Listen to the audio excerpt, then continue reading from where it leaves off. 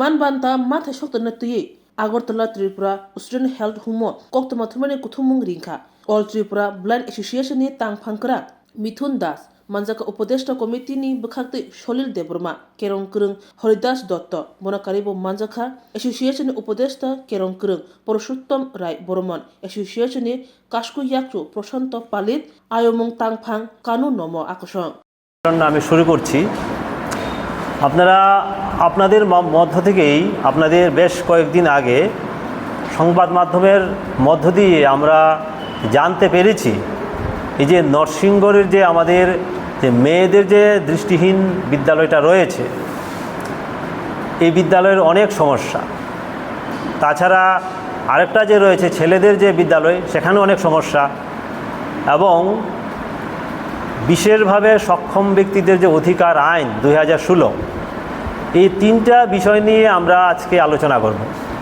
আমি প্রথমে যে আলোচনাটা দিয়ে শুরু করব সেটা হচ্ছে আমাদের যে দুইটা যে বিদ্যালয় রয়েছে, বিদ্যালয়ের যে বিভিন্ন সমস্যা রয়েছে, সেই সমস্যাগুলি নিয়ে প্রথমে আমি আলোচনা শুরু করছি।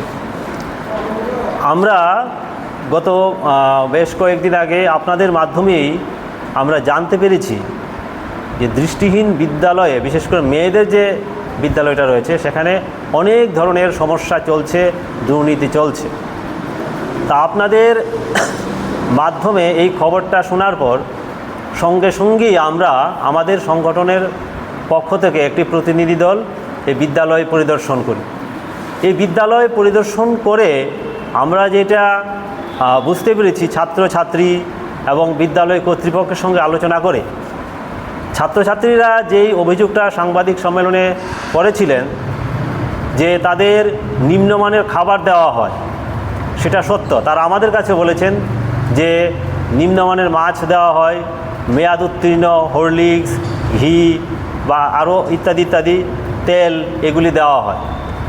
যদিও সংবাদ মাধ্যমে বিষয়গুলি ওঠার পর দপ্তর কিছুটা পদক্ষেপ নিয়েছে, কিন্তু বিদ্যালয়ের যে মেইন যে সমস্যা, আমি তাদের সঙ্গে কথা বলে আরও জানতে পেরেছি যে এই বিদ্যালয়ে যারা পাঠরত শিক্ষার্থী যারা রয়েছেন, শুধু এই ক্লাস 9 থেকে 12 পর্যন্ত তাদেরকে কোনো সিলেবাস অনুযায়ী ব্রেইল বই দেওয়া হয়নি। নতুন সিলেবাস শুরু হয়ে গেছে প্রায় 5-6 বছর, আবার গত বছর থেকে আবার আরেকটা নতুন সিলেবাস শুরু হয়ে গেছে, নতুন বই। অথচ দৃষ্টিহীন বিদ্যালয়গুলির ছাত্রছাত্রীদের নবম থেকে দ্বাদশ শ্রেণী পর্যন্ত একটাও তাদেরকে সিলেবাস অনুযায়ী বই দেওয়া হয়নি। আমরা আজকের এই সাংবাদিক সম্মেলনের মাধ্যমে জোরালো দাবি করছি অবিলম্বে ছাত্রছাত্রীদের যাতে সিলেবাস অনুযায়ী ব্রেইল বইয়ের ব্যবস্থা করা হয়। আরেকটা বিষয় হচ্ছে, আমরা জানতে পেরেছি বিশেষ করে মেয়েদের স্কুলে এখন পর্যন্ত তাদের গত যে শিক্ষাবর্ষ গেছে 2024-25 যে শিক্ষাবর্ষ, যেটা গত 31শে মার্চ 2024 শেষ হয়েছে, তাদের মার্কশিট পর্যন্ত দেওয়া হয়নি গত বছরে। কী ধরনের স্কুল চলছে আপনারা বুঝতেই তো পারছেন, মার্কশিট দেওয়া হয়নি। তাছাড়া অনেক ধরনের সমস্যা। এই বিদ্যালয়ের শিক্ষক স্বল্পতা, আপনারা জানলে অবাক হবেন, কাগজে কলমে ত্রিপুরাতে 2টা বিদ্যালয় রয়েছে, ছেলেদের জন্য একটা, মেয়েদের জন্য একটা। শিক্ষকের অভাবে 2টা বিদ্যালয়কে গত 3 থেকে 4 বছর ধরে একসঙ্গে ক্লাস নেওয়া হচ্ছে। কেন শিক্ষক নিয়োগ হচ্ছে না কেন? ত্রিপুরাতে 2টা মাত্র বিদ্যালয়, সেই 2টা বিদ্যালয়কে সরকার পরিচালন করতে পারছে না। আমরা জোরালো দাবি করব এই 2টি বিদ্যালয় যাতে, যেহেতু অফিসিয়ালিভাবে কাগজে কলমে 2টা বিদ্যালয়, সেইভাবে যাতে 2টা বিদ্যালয়কেই সেইভাবে পরিকাঠামো গড়ে তোলা হয় এবং অবিলম্বে যাতে পর্যাপ্ত পরিমাণে শিক্ষক দেওয়া হয়। সেখানে আমরা জানতে পেরেছি যে তাদের এখানে বিষয় শিক্ষক, বিশেষ করে বাংলা, ইতিহাস সহ স্নাতক স্তরের শিক্ষক, মেয়েদের স্কুলের অবস্থা তো খুব করুণ, তাদের এখানে শিক্ষক নেই বললেই চলে। যার কারণে গত 3-4 বছর ধরে এবং ছেলেদের এবং মেয়েদের স্কুলটাকে একত্র করে ক্লাস নেওয়া হচ্ছে। যদিও হোস্টেল আলাদা আলাদা আছে, কিন্তু ক্লাস নেওয়া হচ্ছে একসঙ্গে। কেন? স্কুল যেহেতু আলাদা, 2টা স্কুল, তুমি সেটাকে দুইভাবে পরিচালনা করো, সেইভাবে পরিকাঠামো করে তুলো, কিন্তু তার দপ্তর সেটা করছে না। আপনারা তো যখন শুনলেন আমাদের দৃষ্টিহীন যারা প্রতিবন্ধী তাদের অসুবিধার কথাগুলি এবং তাদের দাবি দেওয়ার ব্যাপারেও তারা বলেছেন, এবং দাবি দেওয়া পূরণ হওয়ার ক্ষেত্রে কোথায় কোথায় কোন প্রতিবন্ধকতা সৃষ্টি হয়েছে এই সম্পর্কেও তারা বলেছেন। এবং কেন এগুলি হচ্ছে এগুলি আপনারা যদি বিশ্লেষণ করেন তাহলে আপনারা দেখতে পাবেন যে মূলত এই দৃষ্টিহীন না, শুধু সমস্ত ধরনের যে প্রতিবন্ধীরা আছে ভারতবর্ষে, তাদের ক্ষেত্রে যে সরকারি দৃষ্টিভঙ্গি সেটা কি, সেটা মোটেও প্রতিবন্ধী বান্ধব নয়। অন্তত আমি তো এই প্রতিবন্ধী সংগঠনগুলির সঙ্গে বহুদিন ধরে আমি জড়িত এবং তাদের জন্য আন্দোলনও করছি। এমনকি আমি আমাদের যে সর্বভারতীয় সংগঠন আছে NPRD, national platform for the rights of the disabled, তার সঙ্গেও আমি জড়িত। এবং আপনারা শুনলে অবাক হবেন, সরকার তার সমীক্ষায় দেখিয়েছে শতকরা 4 জন, মোট জনসংখ্যার শতকরা 4 জন। কিন্তু আমরা যারা এই প্রতিবন্ধীদের নিয়ে, মানে সব ধরনের প্রতিবন্ধী, দৃষ্টিহীন না, সব ধরনের প্রতিবন্ধীদের নিয়ে আমরা যে আন্দোলন করছি, সেই আন্দোলনের মঞ্চের নাম হচ্ছে NPRD, national platform for the rights of the disabled. এবং সেটা বলতে গেলে আপনার 2006 সনের আগে থেকেই তারা এই প্রতিবন্ধীদের অধিকারের জন্যে, তাদের ভাতা কিংবা অন্যান্য সুযোগ সুবিধার জন্যে লড়াই করে যাচ্ছে। এখন আমার পূর্ববর্তী বক্তা যারা এখানে বলেছেন, তারা কী করে তারা বঞ্চিত হচ্ছে এবং কেন বঞ্চিত হচ্ছেন তারও আংশিক তুলে ধরেছেন।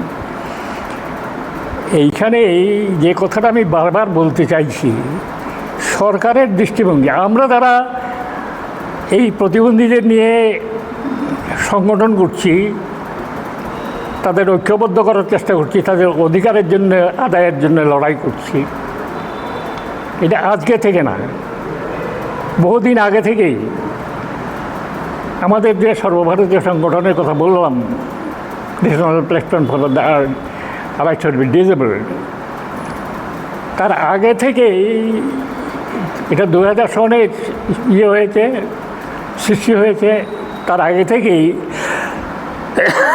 এই প্রতিবন্ধীদের জন্য লড়াই সংগ্রাম শুরু হয়েছে। এবং সরকার মনে করে যে প্রতিবন্ধীর সংখ্যাটা সর্বভারতীয় ক্ষেত্রে জনসংখ্যার নিরিখে 4%, কিন্তু আমরা যারা আন্দোলন করছি প্রতিবন্ধীদের নিয়ে, সেটা কিন্তু এই না। আমাদের মতে প্রতিবন্ধীদের সংখ্যা ন্যূনতম 8 থেকে 9% সর্বভারতীয় ক্ষেত্রে। কিন্তু যেহেতু এই প্রতিবন্ধীদের ভাতা দিতে হবে, সরকার সেই জায়গাটার মধ্যেই এই ভাতার পরিমাণটা যাতে কমানো যায়, কম মানুষের মধ্যে দিয়ে দেওয়া যায়, তাদের জন্যে তারা সচেষ্ট হচ্ছে। তার জন্যই সংখ্যাটাকে সর্বভারতীয় ক্ষেত্রে কম দেখানো হচ্ছে। এবং শুধু না, মজার ব্যাপার, এই বিজেপি সরকার আসার পর এই যে প্রতিবন্ধীরা, তাদেরকে একটা মানে ঐশ্বরিক একটা শক্তির রূপ হিসেবে দেখানো হচ্ছে। তাদের নাম দেওয়া হয়েছে দিব্যাঙ্গজন। এই নাম দিয়ে তারা শুধু প্রতিবন্ধীদের ধোঁকা দিচ্ছেন না, সমস্ত ভারতবর্ষের জনগণের কাছে একটা ধোঁয়াশার সৃষ্টি করেছে। সেই ক্ষেত্রে আমি আমার বক্তব্য ডিসিশন দীর্ঘদিন যাব তার সিন্স ইনসেপশন শুরু থেকেই দৃষ্টিহীনদের কল্যাণের জন্য কাজ করে আসছে। তাদের এই যাত্রাপথে আজকে আরেকটা নূতন মাত্রা যোগ হয়েছে। এই নূতন মাত্রাটা কি? ওরা আজকে এই সংস্থা আজকে আপনাদের মাধ্যমে রাজ্যবাসীর নজরে দৃষ্টিহীন তথা সমস্ত ধরনের যারা ডিজেবল আছে তাদের অভাব অভিযোগ তুলে ধরার জন্য প্রচেষ্টা নিয়েছেন। একটা জিনিস লক্ষ্য করবেন যে অল ত্রিপুরা ব্লাইন্ড অ্যাসোসিয়েশন শুধু তাদের দৃষ্টিহীনদের দাবি না, তার পাশাপাশি অন্যান্য যারা আছেন শারীরিক ডিজেবল তাদের সমস্যা নিয়েও তারা ভাবছেন। আজকে অন্যান্য সব ধরনের যারা ডিজেবল আছে তাদের কল্যাণের জন্য যে আইনটা তৈরি হয়েছে সেই আইনটার প্রাথমিক শর্ত হচ্ছে একজন স্বাধীন দায়িত্বপ্রাপ্ত ইন্ডিপেন্ডেন্ট যাকে বলি আমরা একজন সচিব নিয়োগ করা। আমাদের রাজ্যে ওই আইনটা প্রয়োগ করার জন্যে একজন স্বাধীন দায়িত্বপ্রাপ্ত সচিব নেই। যিনি আছেন ওনার সাথে আরও 10টা দপ্তর আছেন। তাছাড়া এই দপ্তরটা কমিশনার হিসেবে ওনাকে যে দায়িত্ব পালন করার জন্য ওনাকে যে আলাদা অফিস আলাদা পরিকাঠামো দরকার সেই পরিকাঠামো ওনাকে দেওয়া হয় না। এবং তাছাড়া নানা কারণে ডিসেবলড পার্সনদের যে এই আইনের সুফল থেকে তারা বঞ্চিত। এক কথায় এই আইনটা কাগজপত্রে আছে, এই আইনের যে মূল সুর, এই আইনের যে মূল স্পিরিট আছে, এই আইনের যে বিশেষ বিশেষ উপকারগুলি আছে যা ডিসেবলরা পেয়ে থাকেন সেইটা থেকে তারা বঞ্চিত। কারণ তাদের কোনো সমস্যা হলে উনিই দেখবেন। আমাদের মাননীয় সাধারণ সম্পাদক বলেছেন বিস্তারিতভাবে, আমি সেদিকে যাচ্ছি না। তবে এই দাবিটা অত্যন্ত যুক্তিসঙ্গত যে একজন স্থায়ী এবং স্বাধীন দায়িত্বপ্রাপ্ত একজন কমিশনার নিয়োগ করা অত্যন্ত জরুরি। সেই দাবিটা অল ত্রিপুরা ব্লাইন্ড অ্যাসোসিয়েশন বহুদিন যাবতীয় করে আসছে, কিন্তু সরকার সে ব্যাপারে ঘুমে আছেন যে ওরা এ সম্পর্কে they are sleeping over the issue, they do not take any action on it. এই হচ্ছে ঘটনা। সেকেন্ডলি যেটা বলছিলাম যে দৃষ্টিহীনদের সম্পর্কে একটা ব্যাপার যে তাদের অ্যাসেসিবিলিটি সম্পর্কে যে কথা সেটা কিন্তু খুব অত্যন্ত ইম্পর্ট্যান্ট। ব্যাংকে তাদের যেতে হয়, নানা অফিসে যেতে হয়, বিভিন্ন জায়গায় যেতে হয়, বড় বড় বিল্ডিংয়ে যেতে হয়। সেইখানে তাদের যে যাওয়ার যে পথ সুগম, যাতে তারা সুন্দর স্বাভাবিকভাবে যেতে পারেন, তাদের যাওয়ার জন্য যে যে ব্যবস্থা করা দরকার বিভিন্ন দান বিভিন্ন ইয়েতে, সেই ব্যবস্থাগুলি আমাদের রাজ্যে করা হয় নাই। সুতরাং আগরতলা পৌর নিগম যখনই প্ল্যান দেয় বিল্ডিংয়ে, যখনই তারা এই সমস্ত ব্যাপারে অ্যাপ্রুভ করে, তখন এই জিনিসটা তাদের দেখার জন্য আমরা অনুরোধ করছি।